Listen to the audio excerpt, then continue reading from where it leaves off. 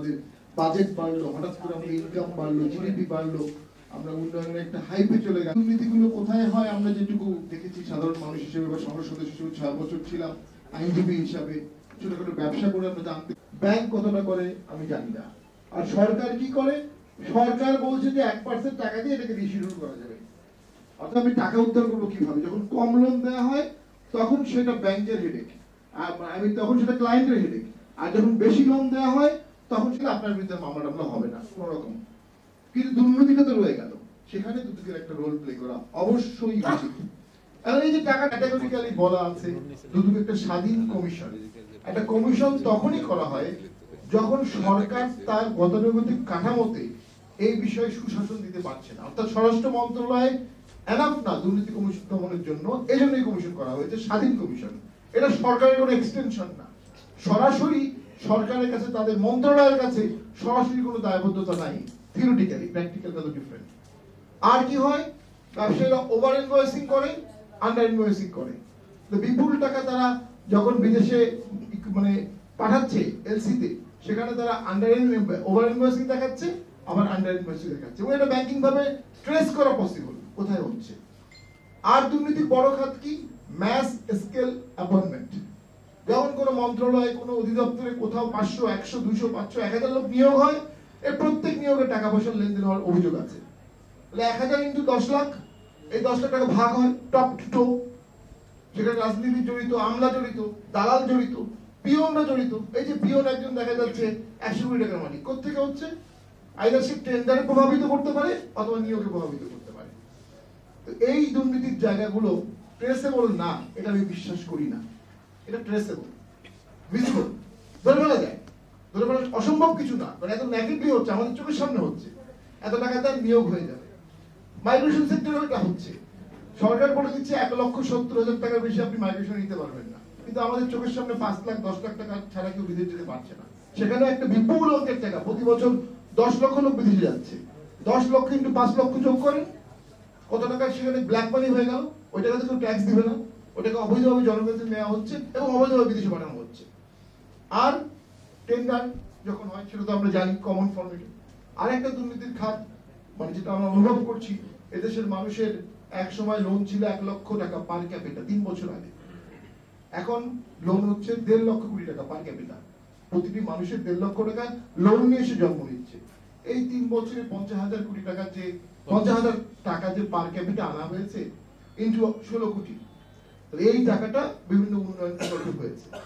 সেটা আসলে সঠিকভাবে সঠিক ব্যবহার হয়েছে কিনা সেখানেও তো আমরা দেখছি 500 কোটি থেকে 700 কোটি, 700 কোটি থেকে 1000 কোটি, 1000 কোটি থেকে 2000 কোটি। ওই জাপান যখন কোনো কাজ করে, জাপান তো কখনো ইনফ্লুয়েন্স বলে না যে আমার 1% টাকা বেশি লাগবে।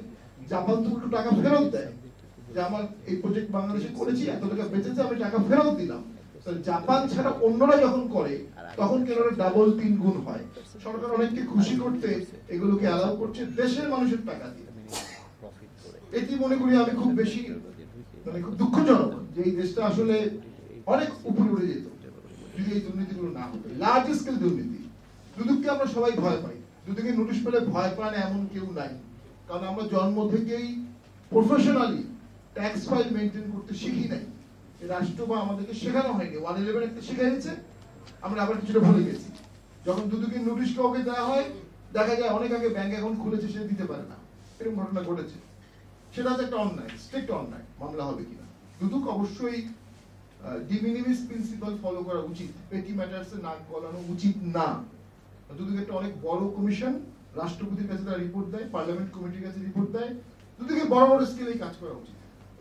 এই চেয়ারম্যানের চাল চুরি, কারো ব্যক্তিগত দ্বন্দ্ব, কেউ দুদকে অভিযোগ করে দিল, যদি বুঝতে পারে এটা ব্যক্তিগত দ্বন্দ্ব, প্রথমে রিজেক্ট করে দেওয়া উচিত। কিন্তু আমরা সাফার করেছি, আমাদের ক্লায়েন্টরা সাফার করেছে। জমির সীমানা নিয়ে দ্বন্দ্ব, পরে দুদকের মামলা হয়েছে আলটিমেটলি, এরকম ঘটনা ঘটেছে। সেগুলো বিষয়ে দুদক অবশ্যই সতর্ক থাকা উচিত, যেন দুদককে কেউ নির্যাতনের হাতিয়ার হিসেবে ব্যবহার না করে। একটা হচ্ছে হয় না এমন না, একটা দুটো হয়েছে আমি নিজেই জানি। আর যেটা অনেকে ইঙ্গিতে বললেন, দুদক কি স্বাধীন কিনা। স্বাধীন হতে আইনগত কোনো বাধা নেই, কিন্তু বাংলাদেশের বাস্তবতা আমরা সবাই জানি। মানে এমপিরা আমরা বলি সবাই স্বাধীন, প্রিভিলেজ, বাস্তবতা আমরা সবাই জানি। দুদক যদি স্বাধীন হয়ে থাকে তাহলে একটা সিম্পল জিনিস, স্বাধীন তো একটা তাত্ত্বিক বিষয়, মানে সংখ্যা দিয়েই স্বাধীনতা বোঝা যায়। গত 18 বছরে বা 15 বছরে সরকারি দলের কতজনের বিরুদ্ধে চার্জশিট হয়েছে, আর সরকারি দলের কতজন চার্জশিট থেকে দায়মুক্ত হয়েছে, আর বিরোধী দল বা অপোজিশন বা সরকারের বাইরে যারা আছে তাদের কতজন চার্জশিট ভুক্ত হয়েছে বা মামলাভুক্ত হয়েছে। শুধু এই সংখ্যাটা দিলেই বোঝা যাবে দুদক আসলে কতটা স্বাধীনভাবে কাজ করতে পারে। আমি তো মনে করি সবসময় দুর্নীতির সুযোগটা সরকারের কাছেই আসে, দুর্নীতির সুযোগটা সরকারি পৃষ্ঠপোষকতাই আসে, এবং আপনার ধরতে গেলে সরকারি লোকজনকেই ধরতে হবে। সরকারি রাজনীতিবিদ, সরকারি কর্মচারী বা অন্যরা যে করবে না তা না, কিন্তু মুখ্য কনসেন্ট্রেশনটা সরকারের উপরই থাকা উচিত। সরকার সৎ হলে আমরা সৎ হবে, সরকার সৎ হলে এমপি সৎ হবে, সরকার সৎ হলে অবশ্যই দেশে সৎ হবে। দেশে যদি কোনো অসৎ বা দুর্নীতি থাকে, এটার দায়িত্ব সরকারের। কাদামাটির মতো সবাই, সরকার যে কাদামাটিতে দেশকে রাখবে, দেশের বাকি সবাই সেই কাদামাটিতেই চলে যাবে। তো আমি আর বক্তব্য দীর্ঘায়িত করবো না। আমাদের মঞ্জুর মুর্শিদ ভাই আমাদের সকলের অত্যন্ত প্রিয় মুখ, আমরা বিচারক দেখি, সবসময় দেখি, দেখা হয়। 1600 থেকে 1800 বিচারক দিয়ে 16 কোটির একটা দেশ চলতে পারে? দুর্নীতি তো হবেই, মামলা ওভার পারে। সবাই যারা দুর্নীতি করছে তারা জানে যে আমি ভালো লয়ার নিলে, আমি ভালোভাবে সুযোগ নিলে 10 বছর 20 বছর মামলা চালাতে পারবো। একটা মামলা গড়ে 18 বছর লাগে, 20 বছর। তো এই বিষয়ে দুদক ছাড়া তো আর কেউ লিড নেওয়ার মতো নাই। আমরা সকলেই দুদককে বিষয়ে সহযোগিতা করবো। ধন্যবাদ সবাইকে।